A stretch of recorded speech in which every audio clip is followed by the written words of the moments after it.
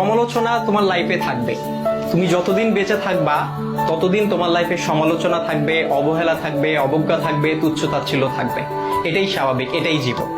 তবে এই যে সমালোচনা, এই যে তুচ্ছ-তাচ্ছিল্যতা, এই যে অবজ্ঞা, এই যে অবহেলা, এই বিষয়গুলোকে খারাপ লাগার দিক হিসেবে নিলে হবে না। এগুলোকে তোমার অনুপ্রেরণা হিসেবে নিতে হবে। কারণ তুমি যখন এগুলোকে অনুপ্রেরণা হিসেবে নিবা, তখন এটা তোমার মধ্যে একটা জেদ তৈরি করবে।